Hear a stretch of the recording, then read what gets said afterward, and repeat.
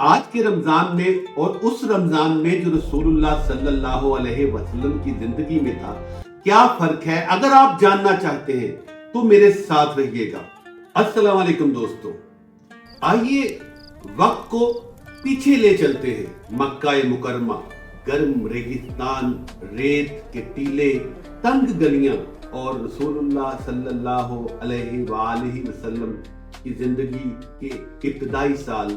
ابھی رمضان فرض نہیں ہوا تھا، لیکن رسول اللہ صلی اللہ علیہ وسلم عاشورہ کا روزہ رکھا کرتے تھے، عرب بھی رکھا کرتے تھے، اور یہ ایک ٹریڈیشن تھی۔ جب نبی کریم صلی اللہ علیہ وآلہ وسلم مدینہ میں ہجرت فرماتے ہیں تو آپ صلی اللہ علیہ وسلم نے یہود کو عاشورہ کا روزہ رکھتے دیکھا اور فرمایا مسلمان جماعت سے کہ ہم موسیٰ علیہ السلام کے زیادہ قریب ہیں، اور خود بھی رکھا اور مسلمانوں کو بھی تلقین کی۔ پھر آتا ہے دوستو سن 2 ہجری، شعبان کا مہینہ، سورہ بقرہ کی آیات نازل ہوئی، روزہ فرض ہوا۔ دوستو یہ مدینہ تھا اور مدینے کی فضا مکہ سے کافی مختلف ہے۔ یہاں کھجوروں کے لاتعداد باغات، کچی دیواریں، مسجد نبوی بھی مٹی کی، اور وہ گھر جہاں رسول اللہ صلی اللہ علیہ وآلہ وسلم کی ازواج مطہرات رہتی تھی، حضرت عائشہ، حضرت حفصہ، حضرت ام سلمہ، یہاں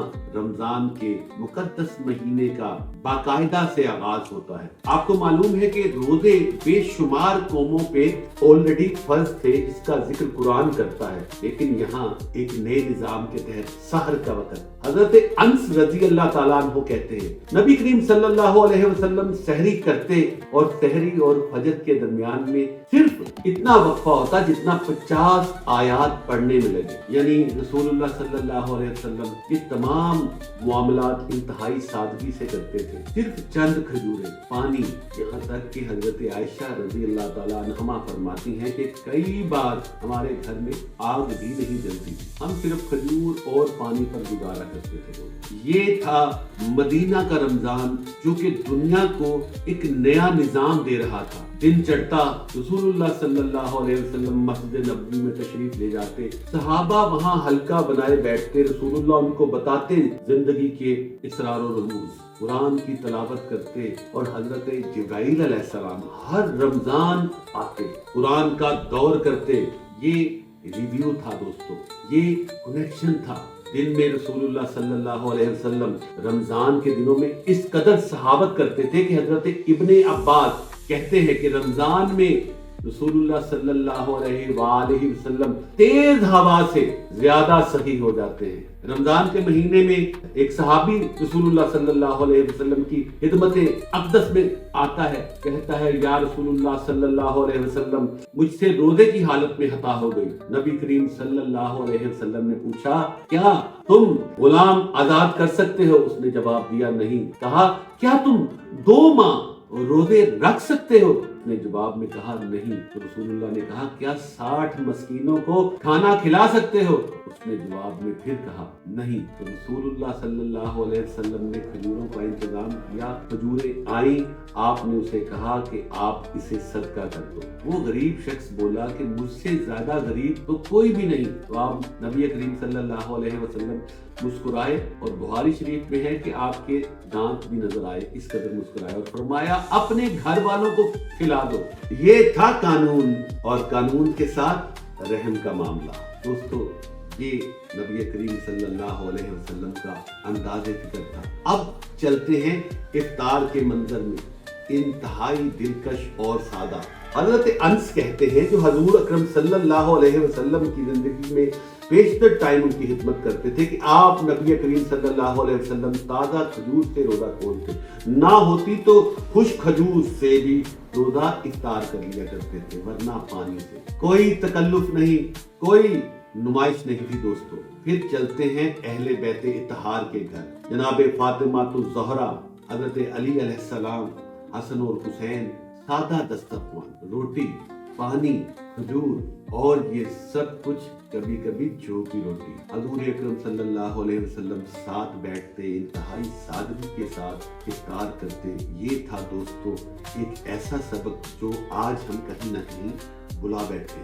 اور دوسری طرف دیکھتے ہیں کہ رمضان میں راتوں کو جاگتے تھے اور آخری 10 دن تو ایسے آتے کہ نبی کریم صلی اللہ علیہ وسلم دنیا میں اپنے دوستوں سے، اپنے احباب سے اور اپنے گھر والوں سے پردہ کر کے اعتکاف میں بیٹھتے، گھر والوں کو جگاتے اور اعتکاف کر کے وہ اپنی تمام تر توجہ اللہ کی طرف کرتے، لیلۃ القدر کی تلاش کرتے، ایک ایسی رات دوستوں جس میں اگر آپ عبادت کرتے ہیں تو یہ 1000 مہینوں سے بہتر تصور کی جائے گی۔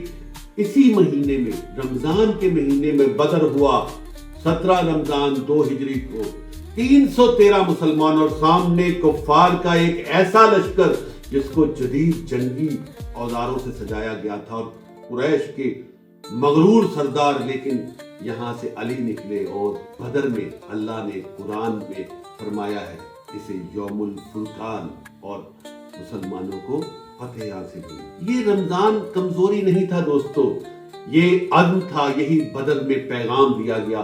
اور پھر سال 40 ہجری اسی رمضان کے 21ویں رمضان کو حضرت علی علیہ السلام کوفے کی مسجد میں شہید ہوئے۔ علم کا دروازہ، عدل کی مثال، رمضان نے نزول دیکھا، رمضان نے بدر دیکھا، اور رمضان نے علی کی شہادت دیکھی۔ یہ مہینہ رمضان کا تاریخ کا مرکز ہے دوستو۔